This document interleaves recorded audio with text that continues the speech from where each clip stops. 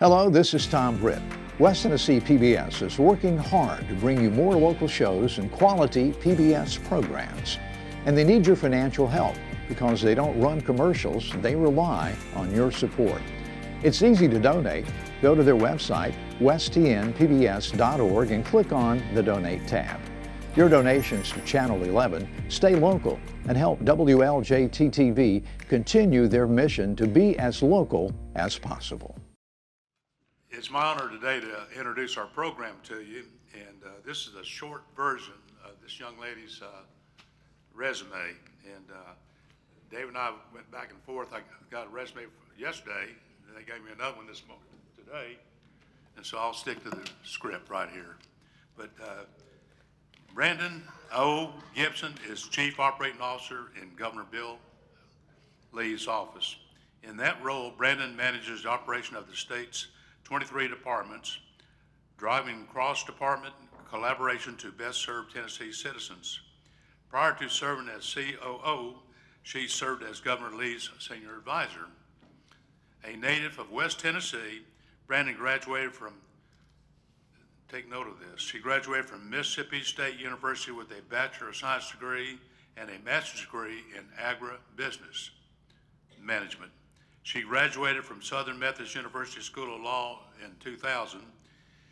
Brandon practiced law in Texas for a year and left the pullback to West Tennessee and felt the pullback to West Tennessee, where she began practicing law here in Jackson, Tennessee in 2013. Brandon was appointed by the governor, Bill Haslam, to the Tennessee Court of Appeals, where she served for over 4 years before joining Governor Lee's cabinet in January of 2019.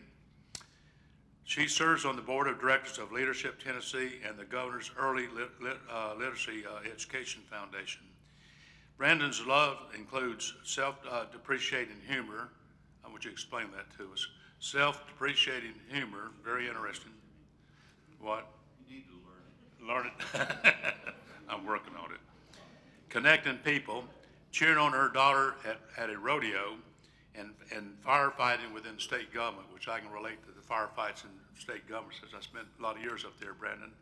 But it's our honor to have her here today. Now, Dave and I talked yesterday.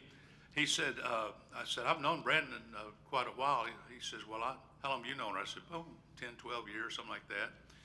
He says, well, I've known her since you said 5 years old. Something like that. And then your wife, Nancy, corrected that and said 3 years. So we're getting this age. But Frank, for you, she was born at a very young age. And I noticed they said she's from Dyersburg. And then David said, well, she lived in Newbern, where my wife, great aunt, had a farm over there. But she was really raised in the community of Hog Waller. And I'll let her tell you where Hog Waller is. And she had a family farm there. And we're glad to have you here today, Brandon, and your father with you. Let's give her a warm Rotary welcome.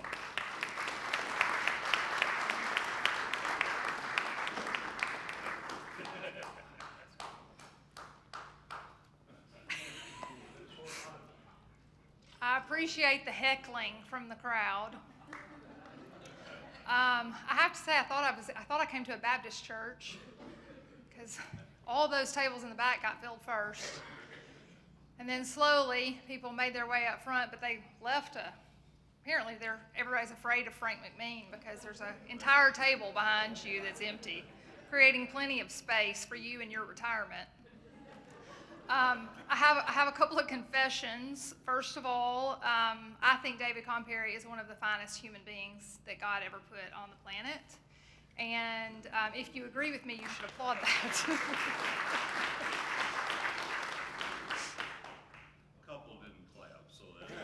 Well, I gave you the opportunity to take names. And somebody please teach Jimmy Eldridge what self-deprecating humor is. And you can give him a test later and see if he's able to exercise his own self-deprecating humor. My prediction is he cannot. I have another confession, and that is that where's the young man from Jackson Christian back there? My confession is for you. I hit snooze not once this morning, but twice. And thank you for making me feel guilty. I didn't feel bad about it until I came over here back home to Jackson, and now I feel bad about it. I don't know about y'all, but I feel completely unqualified to stand up here after hearing all that those 3 high school students have done, and I have to wonder what I did with my life when I was in high school. I think they must have more hours in the day than I felt like I did back then, but kudos to all of you junior Rotarians who are here and are committing such a portion of your life to community service at such a young age. I watched my parents both serve their communities as well, and it certainly makes an impact on you and can certainly set the standard for a lifetime of service in one way or another. And there are lots of ways to serve, as you all are learning at a very young age. And so your presence and participation with Rotary, I think, is wonderful, and I commend you for it. It really is an honor to be with all of you today. I've spoken in a lot of rooms across the state of Tennessee over the last 7 years now, but there's nothing quite like being what I consider home. Anything west of the Tennessee River, I classify as home. The governor jokes that he can't figure out where I'm from because I say that I'm from Dyer County, but I say I'm from Crockett County, but my mama grew up in Lauderdale County and I practiced law in Madison County, and so he thinks that everywhere in West Tennessee is my home. And he also wonders if Gibson County is part of Gibson, my last name. And anyway, so I consider every bit of West Tennessee home, and routinely around the conference room table say that everybody don't forget that West is best. West is best, okay. Whew. Y'all had too much cake. I really appreciate all the people who are in this room. I have a lot of history with so many of you. To hear Melinda's name while I'm sitting up here, and she's one of the Baptists in the very back of the room. I think she saw me whip my head around and wave at her from afar, but we did Relay for Life for a lot of years together, and but there's nobody I know longer than David. Well, actually, my dad. I've known my dad longer than I've known David Comperry. But it's so good to be with people that I know and have a long history with, and who hold me accountable and help me remember that I can't ever forget where I came from. I never want to forget where I came from, no matter where I live or what I do. And my heart for West Tennessee beats just as strong as it did 7 years ago when I started working in the big city. You know, people can focus on your career a lot. A lot of the professional bio is all about what you've done in your career. But as all of you know, we're so much more than just our careers. All those things that your junior Rotarians are doing and all of you do community service-wise certainly makes up more of your life than your career does. And one of the most important parts of my career or of my life has absolutely nothing to do with policy or politics or the governor's office or the law or anything like that. I grew up around farms and fields and cattle, and when my now 23-year-old daughter was in the 3rd grade, she embarked on a rodeo career, and I became a rodeo mom. Many of you in here are probably baseball moms and dads, or maybe track moms and dads, and you have traveled many miles and gone to many practices and sat and watched your kids struggle and struggle and struggle until they were actually successful in whatever sport or activity they chose to be in. But I gotta tell you something, you have not lived until you have hauled a middle school or high school girl 2,000 or 3,000 pound horses, saddles, bridles, feed, hay, water buckets across the country for just a few seconds in a rodeo arena. Somebody back there's preaching. Been there. And you also have not lived until you've tried to make up a bed in the gooseneck of a horse trailer and try to not hurt yourself. Over the years of doing that, I learned a lot about hard work, about competition, a lot about failure, and a lot about getting dirty with a little mud and muck. Little did I know that all those years of volunteering at youth rodeos would prepare me for the hard work, the competition, the failures, and sometimes the mud and the muck that goes along with running state government. So I want to share with you today 3 lessons that I learned in the rodeo arena that can translate to state government and maybe even translate to your own leadership in your own life and your own businesses. The first is, if you don't know where you're going to spin yourself around in circles. My daughter started with barrel racing. Thank goodness she quickly gave that up. If you don't know anything about barrel racing, does anybody know anything about barrel racing? Okay, only one person. Gosh, we got to educate y'all a little bit about rodeo. If you don't know anything about barrel racing, it's basically a horse running around in circles. Technically, it's a clover leaf pattern, but they run around 55-gallon metal drums, and you see which girl completes that pattern the fastest. I've never seen a horse crazier than a barrel horse, but I guess if I ran around in circles all day, I would be crazy too. Then again, that is oftentimes what my job feels like, running around in circles. In state government, it can be the same way. We juggle education, healthcare, infrastructure, public safety, and 1,000 other priorities, some of which make the papers. I see you, Brandon. Some of which don't. But without clear direction, we risk losing momentum and confusing not only ourselves, but the people that we serve. And that's why vision really matters. Most people don't know this, but setting a vision and a pathway to execute on the state's priorities is really important. In Tennessee, and as far as I know, Tennessee is the only state in the country that does this. All 23 cabinet level departments are required to conduct yearly strategic planning.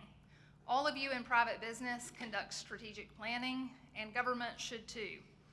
That's a primary function of my job as Chief Operating Officer for the state, is to review every department's strategic plans, make sure they align with the governor's vision, and then monitor quarterly the progress that the departments are making on those strategic plans. They set the direction of every department, and the operational goals and strategic initiatives run throughout the organizations, right down to every single employee's performance plan. And every single employee in Tennessee state government has a performance plan that they are expected to achieve every year. So in barrel racing, there's a common coaching tip that if you got to look where you're going next, not where you are. If the girl is turning the barrel and she looks down at the barrel, you can almost always be guaranteed that she's going to hit the barrel. But if she keeps her eyes focused on where she's going, she can have a clean run. In government, I think we have to do the same thing. We've got to know where we're going, communicate it really clearly, and measure our success by whether we actually get there or not. One example of this kind of approach is how we tackled a few years ago a really dire shortage in correctional officers across the state. We assembled a cross-departmental team of people to come together weekly to remove barriers, to conduct focus groups with current officers and management, listen to their needs, identify their challenges, and identify practical solutions. Because of that approach, over the course of 2 years, we were able to reduce the vacancies in that very tough to fill role by over 29%. There's still a lot of work ahead, but that experience reminds me of the necessity of bringing people together around a shared mission to accomplish a really important goal. The second lesson learned in the rodeo arena is smooth is fast, slow is smooth, smooth is fast. For years, and I mean years, I thought that was a goat tying phrase. Slow is smooth, smooth is fast. I have referenced that phrase for years in speeches and referred to it as a girl learning to do goat tying or a boy learning to do calf roping and tying a calf. So imagine my surprise when a former Navy SEAL came up to me and said, "Ma'am, with all due respect, that is a Navy SEAL phrase, has nothing to do with rodeo." Oops.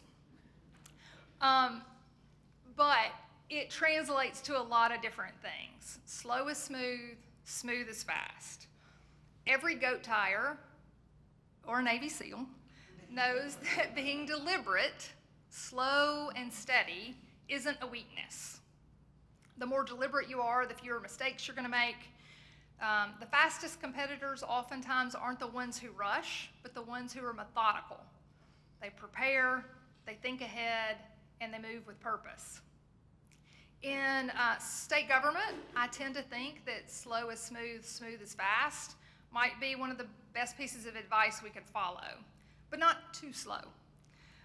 When we take the time to do things the right way, to involve the right people, to make sure we understand all the facts, to build consensus, we really have an opportunity to prevent costly mistakes and earn long-term results. That's where our relationship with the General Assembly is so incredibly important. Our General Assembly members, and we're not going to talk about Jimmy Eldridge today, but our General Assembly members are allegedly part-time legislators. But they have lives, they have families, and they have jobs, actual normal jobs that they're trying to do as well. And they commit to serve Tennesseans in a way that that is far more than part-time. So we owe them a great debt of gratitude for their willingness to add that responsibility to their plates. But when we in the executive branch rush on something and we don't think about educating legislators the way that they need to be educated on state government operations, we can and potentially have made mistakes. When we rush and don't think about how a particular policy when it's implemented, might impact Tennesseans, years from now, we make mistakes. Now, I'm not suggesting that government should move slowly. In fact, we've worked really hard over the last 7 years to get government to move at the speed of business, and companies around the world are taking notice of that. Over and over again, I get the pleasure of hearing from massive corporations talk about how state departments collaborating with each other helps them run their businesses more seamlessly and helps them make announcements about job creation faster.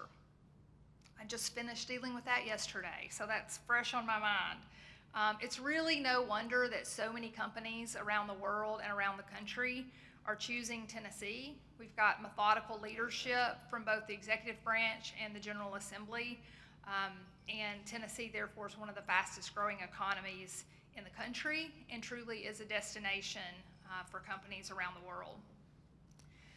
Last lesson from the rodeo arena in state government is that sometimes leadership's not about is about pushing the herd, not about tying up every single calf you come across. There's a temptation in leadership, especially in government, to control every single detail, to tie up every calf, and to make sure everything is perfectly handled. But real leadership really is not about micromanaging, it's about guiding. Sometimes your job is to just get the herd moving in the right direction, and in government that means empowering our teams, setting really clear guardrails, and then stepping back to let talented people do their work. One of the biggest delights that I have in my job is being exposed to over 43,000 employees who really actually care about the work that they do. They really care about serving the people of the state of Tennessee, and I have to tell you, we have some of the most dedicated, brightest state employees. In the past 3 weeks, and I'm just going to give you an example, I have had the opportunity to learn more about the geology of the state of Tennessee for a project I'm working on than I ever thought I would know. And it's all because we have people in state government who know all of that science and are just desperate to share it with us when the time is right and help us understand how economic development might impact conservation efforts and our natural resources. Some of the best ideas that we get in state government actually come from the employees that work in state government. When we empower our employees, we're really creating a space for innovation. And I just really want to remind people that government is not a bunch of buildings in downtown Nashville or the building down here south of the bypass. Government is the 43,000 employees that make up our workforce who change the lives of Tennesseans every single day. And when they pull in the same direction, they have the opportunity to really make a big impact. One of the examples of that kind of collaboration and innovation came after Hurricane Helene in East Tennessee. The governor pulled together a group of people on our cabinet and encouraged them to come up with some innovative ideas to help those devastated communities, especially in the absence of or while we waited on federal assistance to arrive in the state. There was a lot of really thoughtful discussion and a lot of teamwork, and commissioners of some of our state departments came up with the idea of creating the Helene Emergency Assistance Loans. We called them HEAL loans, HEAL program that helped deliver immediate critical relief to communities that needed it. Watching that process unfold and it go from a light bulb over somebody's head to actually meaning that a community was helped and there was change in a community was really a reminder of how collaboration and creating an environment where ideas can flow really freely is so important. So much of what I've learned about leadership from the rodeo arena to the halls of state government comes down to this: know where you're headed, have a clear goal and share it, be deliberate and methodical. Doing it right, it really is faster in the long run, and lead with trust, not with control. You know, push that herd, don't rope up every calf. We've got a government full of people who deeply care about serving others, and sometimes we need to be reminded that leadership is not about flash. It's about focus and faith and teamwork. So I want to thank you very much for having me today, and I want to take a moment of personal privilege to just remind you that some of the people who serve you in state government are actually serving this country. And some of those people are serving this country in the Middle East right now. I have been amazed by the capabilities and the skill that our Tennessee National Guard, our Army National Guard, and Air National Guard have. In January, I was privileged to go with the governor to Kuwait to visit some of our soldiers who were at Camp Buehring. And then we went on to Germany and visited with soldiers who were helping train Ukrainian troops in their conflict with Russia. Seeing the news over the last week is a really important and fierce reminder of the sacrifice that those men and women make. And they are men and women who are right here in your community, oftentimes hiding in plain sight, quietly going and doing not only the work for you that's necessary in an example of the National Guard showing up when there's a disaster, but just as importantly, the work that they do for you and for the country in major conflicts around the world. So they are heavy on my heart right now because I know some of those folks and have shaken their hands and said hello to them and got to interact with them in January. So knowing where they are and what's happening in Kuwait right now, along with a lot of other places in the Middle East, I just would ask for you to keep them in your prayers and remember that they take their service very seriously and are committed to you and the rest of the citizens of this country. So thank you. This program you've been watching was made possible through the generous financial support of West Tennessee PBS viewers like you. Please visit westtnpbs.org and make a donation today so that we can continue to make local programs like this possible. Thank you.